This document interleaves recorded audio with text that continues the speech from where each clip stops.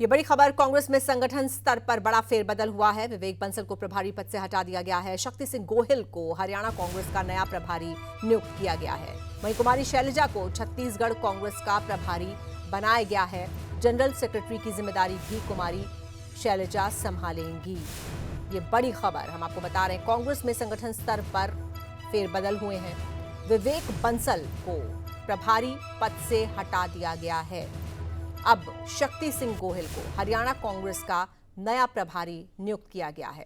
वहीं कुमारी शैलजा को छत्तीसगढ़ कांग्रेस का प्रभारी बनाया गया है। जनरल सेक्रेटरी की जिम्मेदारी भी कुमारी शैलजा संभालेंगी। तो छत्तीसगढ़ कांग्रेस का प्रभार कुमारी शैलजा को और हरियाणा कांग्रेस का प्रभार शक्ति सिंह गोहिल को सौंपा गया है। तो ये बड़ा फेरबदल जो कांग्रेस पार्टी में संगठन स्तर पर किया गया है। इसी पर और ज्यादा जानकारी के लिए आइए चलते हैं अपने संवाददाता रवि चंदेल के पास, जो इस वक्त लाइव हमारे साथ जुड़ चुके हैं। रवि, ये जो फेरबदल हुए हैं संगठनात्मक स्तर पर, ये जो टीम खड़गे बनी है, इसके क्या मायने हैं?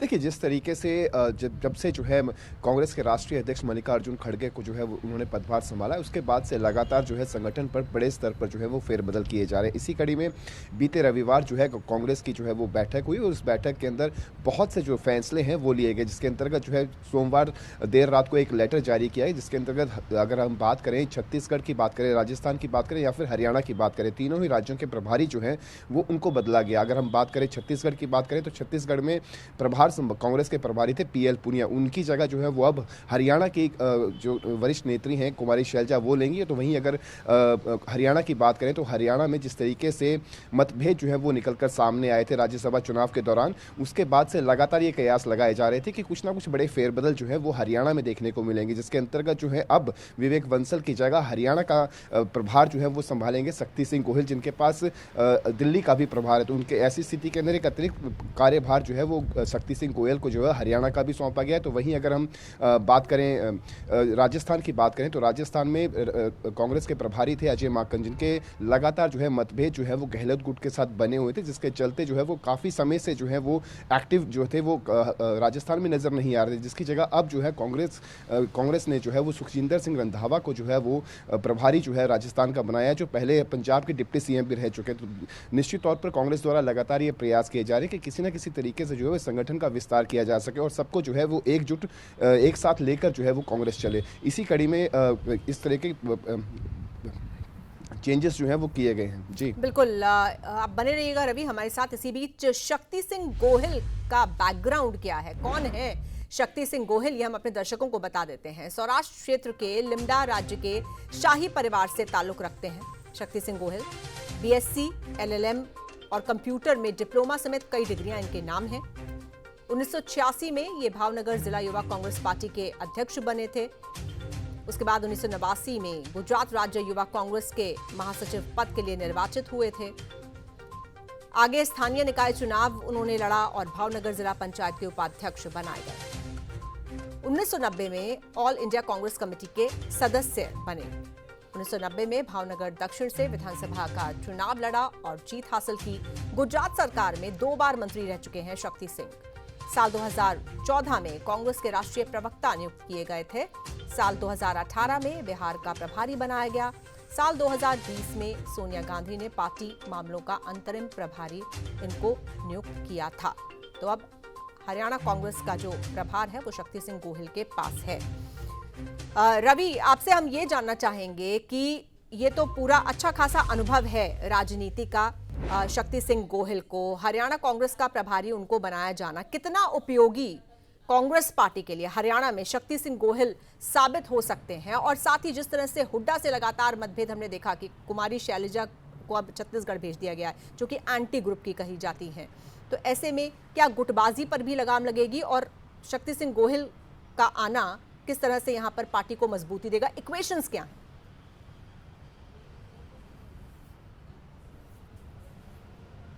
देखिए, जिस तरीके से सबसे पहले तो अगर हम हरियाणा की बात करें तो हरियाणा के अंदर जो है वो 3 नेता अलग-अलग गुट के हैं। ख़ास तौर पर अगर हम बात करें भूपेंद्र सिंह हुड्डा गुट की बात करें, कुमारी शैलजा गुट की बात करें, किरण चौधरी गुट की बात करें, रणदीप सिंह सुरजेवाला गुट की बात करें, तो ये तमाम नेता जो है वो अलग-अलग धड़ों में बँटे हुए हैं। इन सबको एकजुट करना और किस तरीके से साथ लेकर चलना, ये उनके लिए एक बहुत बड़ी चुनौती जो है वो साबित होगी। जिस तरीके से जब वो अपना कार्यभार सँभालेंगे, उसके बाद किस तरीके से वो सभी वरिष्ठ जो कांग्रेसी नेता हैं, उनको किस तरीके से एकजुट एक साथ लेकर वो चलते हैं, उनके लिए सबसे बड़ी चुनौती जो है ये शामिल होगी। उसके बाद जिस तरीके से अगर हम बात करें हरियाणा के अंदर मौजूदा समय के अंदर हुड्डा गुट से ही जो है वो अब प्रदेशाध्यक्ष उदय भान उन्हें बनाया गया है। तो ऐसी स्थिति के अंदर बाकी नेता जो अपने आप को एक तरह से इग्नोरेंस जो महसूस कर रहे थे, अब उस इग्नोरेंस को किस तरीके से कांग्रेस हाईकमान जो है वो हटा पाती है। हालांकि कांग्रेस हाईकमान द्वारा अब जो है वो विवेक बंसल के स्थान पर जो है वो शक्ति सिंह गोहिल को जो है प्रभारी बनाया गया, लेकिन उनके लिए सबसे बड़ी चुनौती यही रहेगी कि इतने अलग अलग धड़ों में से किस तरीके से एकजुट होकर जो है वो सभी नेताओं को साथ लेकर चला जाए। इसके अलावा अगर हम हरियाणा की बात करें तो हरियाणा के अंदर मौजूदा समय में कांग्रेस पार्टी जो है वो काफी मजबूत जो है वो नजर आती है, लेकिन जिस तरीके से धड़ों में बटी हुई है तो उससे कहीं ना कहीं कांग्रेस को बहुत ठेस जो है वो पहुंचती है। तो ऐसी स्थिति के अंदर कांग्रेसी कार्यकर्ताओं के अंदर भी एक संशय जो है वो लगातार बरकरार रहता है कि आखिरकार वो किस कांग्रेस की तरफ रुख करें, वो कुमारी शैलजा की कांग्रेस की तरफ रुख करें या किरण चौधरी की कांग्रेस की तरफ रुख करें या फिर भूपेंद्र सिंह हुड्डा की कांग्रेस की तरफ रुख करें। तो उनके लिए सबसे बड़ी चुनौती तो यही रहेगी कि किस तरीके से वो सभी नेताओं को जो है वो एक साथ लेकर चलते हैं। और उसके अतिरिक्त जिस तरीके से अगर 2024 के चुनावों की बात करें तो उसमें भी इन नेताओं का साथ काफी महत्वपूर्ण रहने वाला है कि आखिरकार वो किस तरीके से इनको जो है एक साथ लेकर चलते हैं। जी बिल्कुल, ऐसे में बंसल का जाना उसकी क्या सबसे बड़ी वजह है?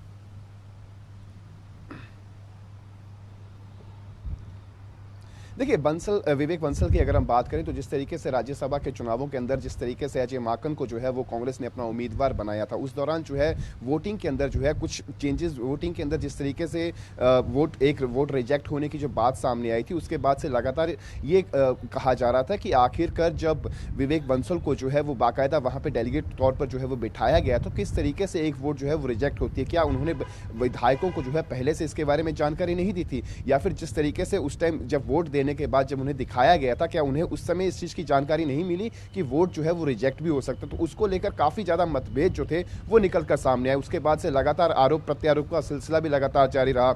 एक गुट द्वारा जो है वो लगातार किरण चौधरी को जो है वो निशाना साधा गया कि किरण चौधरी की वजह से जो है वो एक वोट जो है वो रिजेक्ट हुआ। हालांकि किरण चौधरी की अगर हम बात करें तो किरण चौधरी का साफ तौर पर कहना था कि उनकी तरफ से ऐसी कोई गलती नहीं की गई है, लेकिन फिर भी उसके बावजूद जो है इस पूरे मामले को जो किसी भी तरीके का स्पष्टीकरण अगर हम बात करें, ना तो हुड्डा गुट से जो है वो सामने आया और ना ही किरण चौधरी के गुट से सामने आया। नतीजतन विवेक बंसल को जो है वो उनको जो है वो हरियाणा में आयोजित होने वाले कांग्रेस के कार्यक्रमों तक जो उनको नहीं बुलाया जा रहा। तो ऐसी स्थिति के अंदर लगातार ये कयास लगाए जा रहे थे कि जल्द ही जो है वो हरियाणा कांग्रेस में जो है बड़ा उलटफेर देखने को मिलेगा, बड़े परिवर्तन जो है वो देखने को मिलेंगे। नतीजतन विवेक बंसल को जो है वो अब जो है वो हरियाणा कांग्रेस प्रभारी पद से हटा दिया गया है और अब उनकी जगह पे शक्ति सिंह गोहिल जो है वो हरियाणा कांग्रेस के प्रभारी का पदभार जो है वो संभाल रहे हैं। बिल्कुल, आप बने रहिए हमारे साथ रवि, और इसी बीच हमारे साथ राज भी जुड़ रहे हैं, राज ठाकुर जो कि एसोसिएट एडिटर हैं। राज, ये जो संगठनात्मक स्तर पर फेरबदल हुए हैं, कहा जाए कि पूरी तरह से खड़गे की कोशिश है पार्टी को ऑर्डर में लाने की? हाँ, बिल्कुल कह सकते हैं। और अगर आप सीक्वेंस ऑफ इवेंट्स को देखेंगे तो समझ में आएगा कि शक्ति सिंह गोहिल जो हरियाणा कांग्रेस के प्रभारी बनाए गए हैं, ये एक कदम हो सकता है पार्टी को सुदृढ़ बनाने के लिए, लेकिन साथ ही साथ इस पर भी गौर देना होगा कि कुमारी शैलजा जो इम्पोर्टेंट रोल प्ले कर रही थी हरियाणा कांग्रेस में, अब उन्हें छत्तीसगढ़ कांग्रेस का प्रभारी बनाया गया है। तो इससे एक बात तो साफ है कि कुमारी शैलजा की पोटेंशियल पर किसी को कोई शक नहीं है, शायद इसीलिए उन्हें छत्तीसगढ़ कांग्रेस का प्रभारी बनाया गया। हाँ, जरूर हरियाणा कांग्रेस की अध्यक्ष पद से उन्हें हटाया गया था और हमने देखा था कि वो जो चेंज था वो कहीं ना कहीं भूपेंद्र सिंह हुड्डा के वर्चस्व को पूरे तरीके से बताने के लिए काफी था। लेकिन यहाँ पर इम्पोर्टेंट ये भी कि शक्ति सिंह गोहिल को हरियाणा कांग्रेस का प्रभारी बनाया गया है, वो है कौन? तो आपको बता दें कि शक्ति सिंह गोहिल जो है वो एक बढ़िया नेता के तौर पर जाने जाते हैं और मेंबर ऑफ पार्लियामेंट है। और अगर आप बात करेंगे तो पार्टी इंचार्ज है स्टेट अफेयर ऑफ दिल्ली के। और ऐसे में ये एक इम्पॉर्टेंट पोजीशन इसलिए हो जाती है क्योंकि हरियाणा में जो आप कहें कि बैलेंस है, वो बैलेंस बिठाकर आपको आगे बढ़ना होगा, क्योंकि कांग्रेस पार्टी में पहले ही अंतर कलह से ये पार्टी बहुत ज्यादा जूझ रही है। और जब कोई भी प्रभारी आता है तो जो जो धड़ों में बटी हुई कांग्रेस है वो अलग अलग तरीके से प्रभारी को आप कह सकते हैं कि फॉलो करने के साथ साथ उन तक पहुंचने की कोशिश करेगा, अपने मुद्दे बताएगा। सब मुद्दों को सुनकर आगे कैसे पार्टी को संगठनात्मक तौर पर मजबूत करते हुए आगे बढ़ना, ये बहुत इंपॉर्टेंट रहने वाला है शक्ति सिंह गोहिल के लिए। विवेक बंसल हरियाणा के प्रभारी जरूर थे, लेकिन बहुत ज्यादा इन्वॉल्वमेंट आप देखेंगे कि आपको नजर नहीं आएगी, बहुत ज्यादा मूवमेंट उनकी नजर नहीं आएगी। अब उसके क्या कारण थे ये कांग्रेस बेटर बता सकती है, लेकिन ये जरूर कि कहीं ना कहीं कॉम्बिनेशन और बैलेंस जो खुद विवेक बंसल को बिठाना था वो नहीं बिठा पा रहे थे, और शायद इसका ही नतीजा कि शक्ति सिंह गोहिल को हरियाणा कांग्रेस का प्रभारी बनाया राज, गया है। अगर विवेक बंसल की बात करें तो कह सकते हैं कि क्रॉस वोटिंग की तो एक बात थी ही जो उनके अगेंस्ट में जा रही थी, वहीं जिस तरह से उपचुनाव में कांग्रेस पार्टी हारी है, एक नहीं बल्कि दो, तो ऐसे में बल्कि 3 हम कह सकते हैं, तो ये उसका भी खामियाजा है जो विवेक बंसल को भुगतना पड़ा होगा। बिल्कुल, जैसा मैंने कहा कि बहुत से फैक्टर्स रहते हैं कोई भी डिसीजन लेने के लिए। जब कुमारी सैलजा को हटाया गया हरियाणा से तो बहुत से सवाल उठाए गए, कुमारी सैलजा पर बहुत से सवाल उठाए गए, लीडरशिप पर, हाईकमान पर कांग्रेस पार्टी के। लेकिन शायद जो बैलेंस और कॉम्बिनेशन था वो उतना बेटर कुमारी सैलजा और भूपेंद्र सिंह हुड्डा के बीच में नहीं बैठ रहा था, और कुछ वैसा ही शायद विवेक बंसल के साथ भी यहाँ पर हो रहा था। बहरहाल चुनावों के नतीजे इसका एक फैक्टर रह सकते हैं, क्योंकि प्रभारियों को लगाया इसलिए जाता है कि पार्टी की परफॉर्मेंस किस तरीके की रहती है, उसे मॉनिटर करने के साथ साथ उसे बेटर करने की जिम्मेदारी भी आपकी रहती है। लेकिन राज्यसभा जो है वो सबसे बड़ा डेंट आप कह सकते हैं, क्योंकि राज्यसभा तकरीबन कांग्रेस पार्टी को जीतनी चाहिए थी, एक सीट जीतने के लिए उनके पास सब कुछ था, लेकिन वो अपने ही वोट को इंटैक्ट नहीं रख पाए थे। वो एक बड़ा इशू जरूर इस दौरान रहा। लेकिन कॉम्बिनेशन और बैलेंस जो है, क्या वो शक्ति सिंह गोहिल के साथ कांग्रेस दिखा पाएगी, ये बहुत इंपॉर्टेंट रहने वाला है। और जो कांग्रेस की आपसी अंतर कलह है, क्या उससे पार पाने में शक्ति सिंह गोहिल कुछ अहम किरदार हरियाणा कांग्रेस के लिए निभा पाएंगे, ये उनके लिए भी खुद चैलेंज रहने वाला है। बिल्कुल राज, वैसे इक्वेशन कैसी है, गोहिल और हुड्डा की इक्वेशन कैसी है? देखिए, बहुत ज्यादा दोनों को एक साथ नहीं देखा गया है, और किस तरीके से और अजीत, हम जानते हैं कि इक्वेशन कभी कभी बहुत बेहतर हो भी आपकी, लेकिन जब आप एक अंडर वन अम्ब्रेला आप काम करते हैं तो फिर स्थितियां और चीजें बहुत ज्यादा बदल जाती है। और उससे भी ज्यादा इम्पोर्टेंट ये कि जब आपके पास अलग अलग धड़ों की तरफ से अलग अलग बातचीत आती है तो फिर आप उस पर रिएक्ट कैसे करते हैं, ये बहुत इम्पोर्टेंट हो जाता है। क्योंकि हम इससे पहले देखते रहे हैं कि जो भी हरियाणा कांग्रेस का अध्यक्ष तक बना है, भूपेंद्र सिंह हुड्डा की तरफ से एक्सेप्टेंस नहीं मिली, और हम देख रहे हैं कि जो जो उनकी पसंद के अध्यक्ष बनते हैं उनके साथ कैसे उनकी ट्यूनिंग बेटर हो जाती है, और वो भी तब अगर वो उन्हीं के तहत काम करते हैं, यानी जिस तरीके से वो काम करवाना चाहते हैं उसी तरीके से काम किया जाए। तो मौजूदा वक्त की राजनीति अगर आप देखेंगे हरियाणा कांग्रेस के लिए कम से कम, तो भूपेंद्र सिंह हुड्डा एक ऐसे नेता जिनका सर्वस्व राज चल रहा है, और जो वो कहते हैं वही आखिरी शब्द होता है, और उसी के तहत कांग्रेस पार्टी आगे बढ़ती हुई नजर आती है। क्योंकि आखिरी 2 साल हरियाणा जा चुका है चुनावों के, और ऐसे में कांग्रेस पार्टी को अपने एक नेता को मजबूत करने की तरफ ये कदम आप कह लें, या फिर आप ये कह लें कि कांग्रेस पार्टी को कैसे एकजुट किया जाए, उसकी तरफ कदम भूपेंद्र सिंह हुड्डा के पसंदीदा कैंडिडेट को अध्यक्ष बनाना और अब कांग्रेस प्रभारी बनाना। अब इस बारे में भी कुछ नहीं कहा जा सकता कि शक्ति सिंह गोहिल को कांग्रेस का प्रभारी बनाने में भूपेंद्र सिंह हुड्डा की कितनी सही रही है, क्या उनसे पूछा गया है, क्या उनकी ये नॉलेज में रहा है, या फिर ये हाईकमान यानी जो दिल्ली में बैठी लीडरशिप है उनकी तरफ से लिया गया। हाँ, बिल्कुल राज, बिल्कुल ठीक है। बहुत शुक्रिया आपका हमारे साथ जुड़ने के लिए और इस बातचीत के लिए। रवि, गोहिल और इसकी बात तो विस्तार से हो गई, ये भी बताइए कि जिस तरह से शैलजा को भेजा गया है छत्तीसगढ़, जाहिर है उनके लिए एक उपयुक्त स्थान की तलाश रही होगी, और पिछले कुछ समय से जिस तरह से थोड़ा अलग थलग पड़ी हुई थी कुमारी शैलजा जब उन्होंने इस्तीफा दिया प्रदेश अध्यक्ष से, तो उसके बाद यहाँ उनका भेजना, उनका तो कद बढ़ गया, लेकिन पीएल पुनिया जिनको हटाया गया है, क्योंकि छत्तीसगढ़ में कांग्रेस पार्टी पावर में है, वहाँ के पंचायत चुनावों में भी अच्छा प्रदर्शन किया है कांग्रेस ने, तमाम जो स्थानीय निकाय चुनाव है उसमें भी अच्छा प्रदर्शन किया है, तो पीएल पुनिया को खामियाजा किस बात का भुगतना पड़ा है? क्या शैलजा का कद बढ़ाना था या पीएल पुनिया को हटाना था?